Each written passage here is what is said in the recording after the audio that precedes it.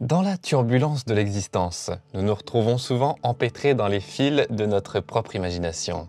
C'est une situation curieuse, car nous devenons tellement emmêlés dans ces fils créés par notre propre esprit que nous perdons de vue la réalité elle-même.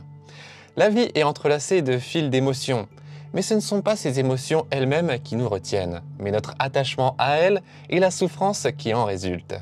L'esprit, un outil complexe de notre existence, peut nous éloigner du chemin avec ses récits. Mais nous n'avons pas besoin de nous engager dans une bataille mentale pour comprendre tous les détours de son récit.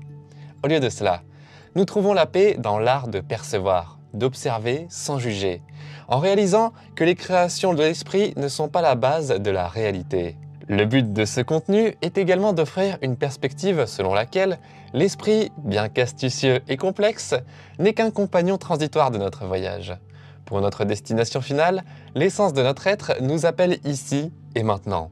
Considère un instant le passé, un royaume qui n'existe en réalité que dans les couloirs de la mémoire. Ce n'est qu'une construction mentale, un mirage vivide que nos esprits évoquent constamment. Le passé tel que nous le percevons n'a aucune existence tangible. C'est une histoire que nous nous racontons, un murmure éthéré qui persiste dans nos pensées. Et puis il y a le futur, un domaine énigmatique enveloppé d'incertitudes. Nos esprits dansent avec anticipation, créant des scénarios complexes de ce qui pourrait ou non se produire. Cependant, ces projections, ces pensées, ne sont que des fantômes éphémères. Ce ne sont pas la structure de la réalité, mais les voiles qui l'obscurcissent. Même les pensées qui surgissent en ce moment même, pendant que nous discutons, ne sont pas la réalité elle-même.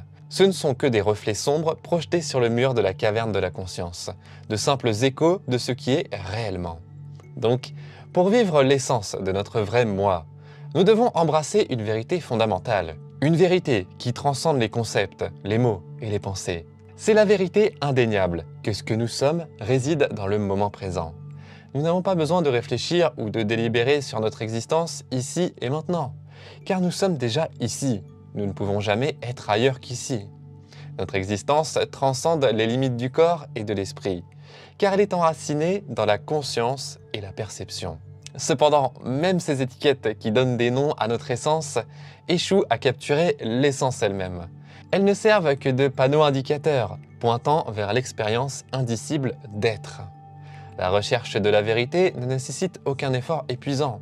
En fait, elle nécessite l'arrêt de l'effort. C'est une reddition à notre état naturel d'être, car ici, dans cet état, il n'est pas nécessaire de créer, de voir ou de ressentir de manière spécifique. Être ne nécessite aucun effort, car c'est notre condition innée. Être naturel n'est pas un objectif à atteindre, c'est un état inhérent de l'existence. Ce n'est pas quelque chose que nous pouvons nous efforcer d'atteindre, car nous sommes déjà immergés dedans. Par conséquent, la vérité n'est pas une destination lointaine, c'est un voyage dans les profondeurs de notre propre être. Un voyage qui ne nécessite rien de plus qu'une observation douce. Dans ce voyage, nous n'avons pas besoin de courir après des concepts ou des mots insaisissables.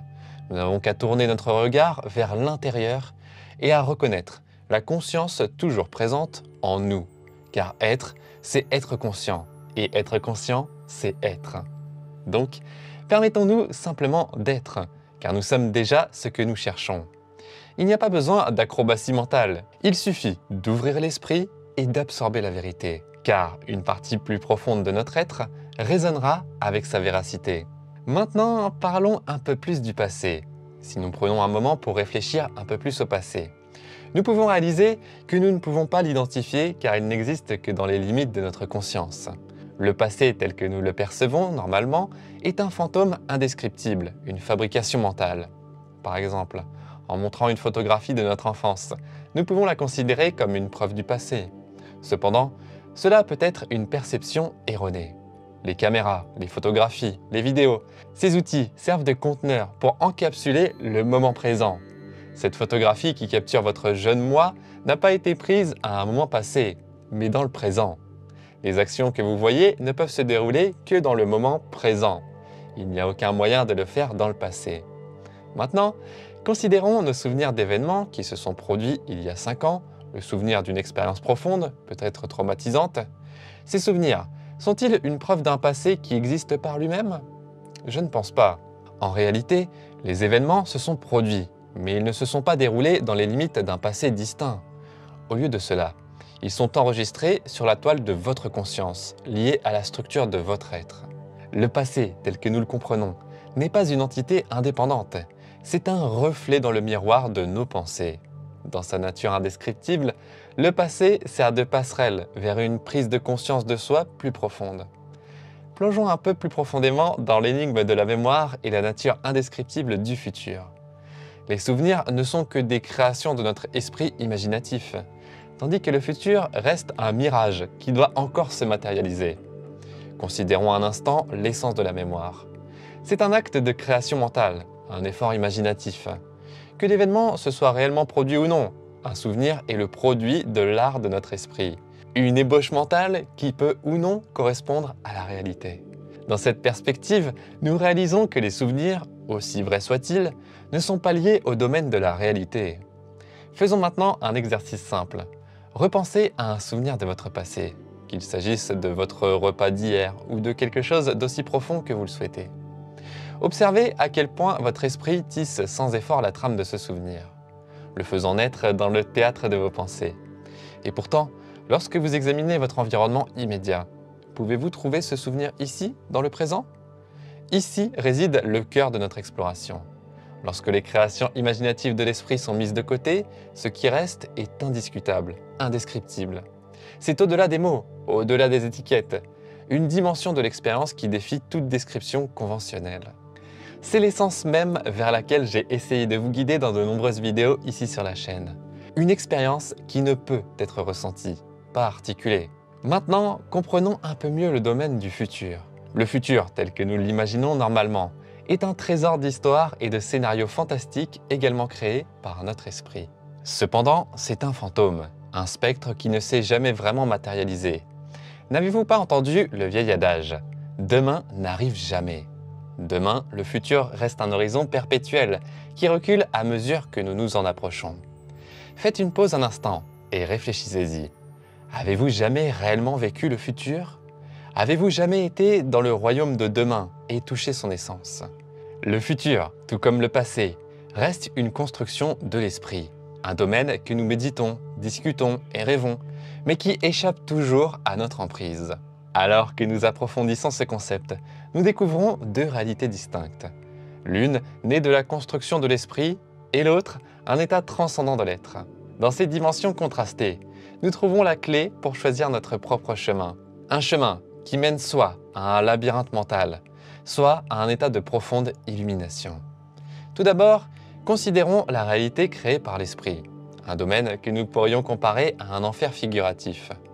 Dans ce royaume, la souffrance prend racine dans les illusions de la confusion, de la peur, de l'anxiété et des soucis jetant leurs ombres. Ici, un faux moi surgit, piégé dans la croyance que vous êtes simplement un individu, une simple personne dont la vie est définie par le corps et l'esprit. C'est un endroit où les circonstances externes semblent dominer votre essence même. En revanche, il existe un royaume similaire au paradis, une dimension de profonde conscience. Dans ce royaume, nous comprenons que nous sommes interconnectés avec toute l'existence, un fil unique tissé dans la tapisserie de l'univers. Ici, la conscience règne en maître et la notion que les choses vous arrivent s'évapore, remplacée par la compréhension que tout se déploie dans l'expansion de notre être. Dans cet état, le monde extérieur perd le contrôle sur votre sanctuaire intérieur. La paix, la joie et un amour sans limite imprègnent votre existence. Les sensations à l'intérieur du corps ne sont que de simples ondulations passagères dans l'immense océan de notre conscience. Vous réalisez que vous n'êtes pas limité par une forme, car ce que vous êtes vraiment transcende toutes les frontières. Il est sans forme, pur et illimité. Le choix vous appartient. Vivre dans la tourmente de la création de l'esprit ou atteindre les hauteurs éthérées de la conscience éveillée. En poursuivant ce voyage, rappelez-vous que vous avez le pouvoir de choisir votre réalité, de transcender les limitations de l'esprit et d'embrasser la vérité de votre nature illimitée. Je ne vais pas dresser un tableau excessivement optimiste, car la vie est toujours une toile d'émotions, de colère, de tristesse et de choses de ce genre. Cependant, ce que nous voulons transcender, ce ne sont pas les émotions elles-mêmes, mais la souffrance et l'attachement qui les accompagnent souvent. Il s'agit de comprendre que les événements de la vie se déroulent simplement, sans personnage central pour les revendiquer. Pour réellement prendre notre pouvoir, nous devons d'abord comprendre la nature complexe de l'esprit. C'est un instrument extraordinaire, sans aucun doute, mais il a tendance à tromper. Il murmure sans cesse des mensonges, tissant des récits qui ne correspondent pas toujours à la réalité. Cependant, nous n'avons pas besoin de nous plonger dans le labyrinthe pour comprendre chaque détail de cet esprit complexe. Il n'est pas nécessaire de verbaliser en permanence « l'esprit ment, ce n'est pas réel ». Cette répétition ne fait qu'augmenter le bavardage de l'esprit, un cycle qui peut conduire à une plus grande identification avec ses pensées. Au lieu de cela, envisagez un chemin plus simple vers l'autoréalisation, que je vous ai toujours recommandé, c'est l'acte d'observer. Alors, essayez simplement d'observer. Observez ce que fait l'esprit comme un observateur curieux. Comprenez que les pensées qu'il fait surgir ne sont pas la base de la réalité elle-même, car la réalité, cher ami, est ici et maintenant. Il n'est pas nécessaire de créer élaborément ou de chercher frénétiquement. Ce que vous cherchez, ce que vous désirez, réside dans l'instant présent. Ce n'est pas quelque chose que vous façonnez ou pour lequel vous chassez. C'est une compréhension qui se développera doucement en vous. Cependant, c'est une vérité qui échappe à la compréhension de l'esprit, car elle réside dans les espaces laissés lorsque l'esprit est silencieux. Ainsi, dans ce voyage, laissez votre compréhension être comme une rivière calme, pas comme des vagues turbulentes de pensée. Vous n'avez pas besoin de comprendre chaque nuance. Contentez-vous de permettre à l'esprit d'être tel qu'il est. Et en le faisant, vous découvrirez une compréhension profonde, la vérité qui demeure lorsque l'esprit est calme et vide. C'est une vérité qui défie la compréhension de l'esprit, car elle transcende les mots et les concepts. C'est les chemins vers la découverte de soi et de la puissance intérieure. J'espère que cette vidéo pourra vous aider dans votre voyage appelé la vie. Rappelez-vous, dans cet état profond, nous découvrons la profondeur de notre propre essence. Merci de vous embarquer dans ce voyage avec moi. Si cette vidéo a résonné en vous, je vous invite à aimer et à vous abonner à la chaîne, à partager cette vidéo avec d'autres pour qu'ils puissent bénéficier de ce message. Et vous pouvez m'écrire en commentaire « Je suis simplement ». Merci encore pour votre visionnage et pour m'avoir rejoint. Prenez soin de vous et à bientôt.